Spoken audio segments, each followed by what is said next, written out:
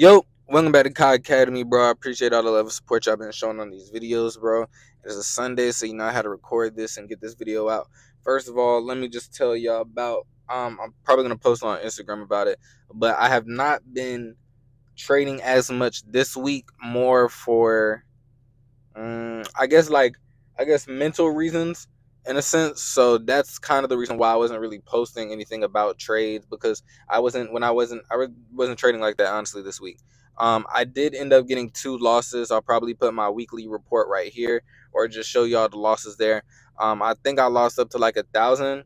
It's not terrible, bro, because after coming after $3,500 a week, 1,000's nothing, right? But one of the biggest things that I've been trying to learn throughout this journey, bro, is being able to cut my losses, basically. Like, I feel like after a good winning week, what would set me off and get me to that next level is having multiple winning weeks in a row.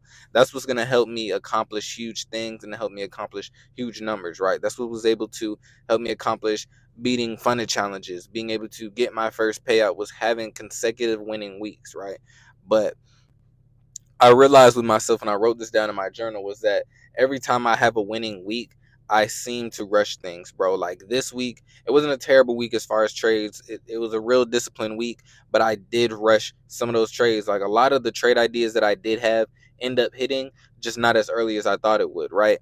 And, I don't mind doing that all the time, just because, I'd rather go with my strategy and lose, and then it reverse, meaning that the strategy was still valid. I just got in at the wrong timing, right? And because that gives me hope that next time I still can win trades. I still can win these trades, right? And cutting my losses short this week was huge, because it was something that's able to still keep me up, and it's going to help me when I do win be able to build my account up even more. I wanted to tell y'all about the funded challenge. I didn't trade none on the funded challenge this week, just for the pure fact that I'm so close to losing it. I'll probably show y'all uh, trades next week if I do end up trading that account, but I'm like 200 away from losing that account, and usually my stop loss is close to 500, right? So that's more of a risky trade there, and just really getting close to losing that account. The 100K account was a great idea. It just wasn't executed as good as it should have been. With my funded account, with me trading my funded account and my challenge, it's kind of hard to, separate those two. But one of the biggest things is that with my funded challenge, I probably could have passed that challenge, right? But the thing is, I need to be a little bit more smarter and realize that it is a challenge at the end of the day. And I think the biggest thing about a challenge is just taking the small wins, right? Like with the funded account, I have a little bit more leeway to risk a little bit more, right? Or like risk, not putting my take profit my stop loss at break even whenever we get to a 1-to-1, right? Like I can risk doing that, because that is an account that I'm slowly starting to build, that I can actually pull out of, and I can trust that, it will build up, right? But as far as a funded account, it will do a lot of things to stomp you out, because you're losing money in a sense, right? So one of the biggest things about funded challenges is being able to take your wins, and that's what's going to set you apart, and that's what's going to get you to that next level. One of the biggest things about taking your wins in a funded challenge is it's hard, right? Because not every time you're going to, like, sometimes you're going to see a really good trade and you're going to get in. You don't want to cut your losses short, and you don't want to just hit break even on a good day. So what you do is you hold your stop loss at with its position, and you just wait for it to hit, your 2-to-1. It doesn't end up hitting, it goes all the way back down and hit your stop loss, and you end up losing, right? One of the biggest things about a funded account or funded challenge is that you need to be able to take your wins at break even. Break even days are the best thing you can have in your funded challenge, because it means that you didn't lose anything, right? The biggest part about funded challenges is managing your losses. I think I did okay. I did pretty decent with managing my losses on this account. The only thing is that I didn't function this account like I should have, right? Like as far as how much I need to make and how much I can't lose after I make that certain amount, right? So that just comes with trading a funded account, because I'm so used to, now I've been trading a funded account for about 3 months now, right? And for me to trade that funded account for so long, it's stuck in my head to trade like it's a funded account. And in all honesty, it's not. That's why I end up failing this funded challenge, right? But my goal is to pass the 100K funding challenge, bro, because that's going to allow me to grow accounts even more and grow my funds even more to be able to start my own live account. The biggest goal is to be able to start my own live account so that way I don't have to be restricted by these rules. Like as far as like worrying about, where I need to set my stop loss in order for me not to lose the challenge or stuff like that. Live account is just going to help in many ways, right? But bro, after this week, it's been something huge. It's been something that has really been eye opening to me. I've really been figuring out what I need to do in order to get to that next level as a day trader. And I really feel like by the end of this year, I'll be able to have my first 10K month, bro. And it all comes with just being disciplined and staying to my grind, right?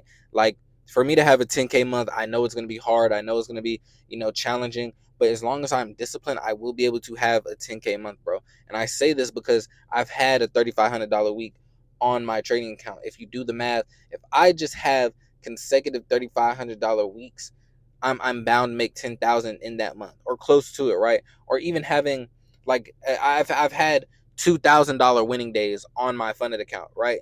And if I can continue to have $2,000 winning days on a 50K funded account, bro, that's gonna be able to allow me to expand what I know and how much I'm able to grow that account, right? So one of the biggest things that I'm trying to do right now is just stay consistent, cut my losses short, cut my losses early, and not have as many losses, right? Because that's one of the biggest things about being a trader is that you feel like you're winning a lot of money, but if you cut down your losses, imagine the amount of money you could have when you cut down your losses just a little bit.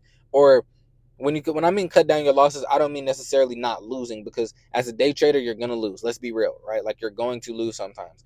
But when I mean cut down your losses, I mean don't make small mistakes mentally or from yourself that allows you to lose in the market, right? So what I'm gonna do is I'm gonna cut down those mistakes. I wrote down those mistakes and make sure that I'm not making those mistakes, whether it's mental, time management, stuff like that. Like those are the mistakes that allowed me to lose, right? So what I need to do is cut down those mistakes and cut down these losses so that I can be able to have $6,000 weeks, $5,000 weeks, whatever it is, and continue to grow this trading account, bro.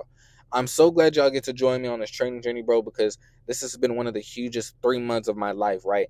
And I really think that next month will be huge for me, just being able to grow and continue to grow along this journey. That's one of the biggest things about being a day trader. When you don't quit, you continue to grow. Sometimes you may feel like you're not going somewhere. There will be a time where you go through that gray area. But when you finally start to find things out and you finally start to get in the groove and the habit of being a good trader, you slowly start to find out the tendencies that you need to have when becoming successful, the tendencies that you have in losing trades. You slowly start to figure out everything and everything starts to make sense, right? And that is when you start getting to a point where, okay, this can be set me financially, this can make me financially free in the future, right? But I just have to keep working hard at it. But the biggest thing is getting past that gray area, bro. That gray area is when a lot of traders quit.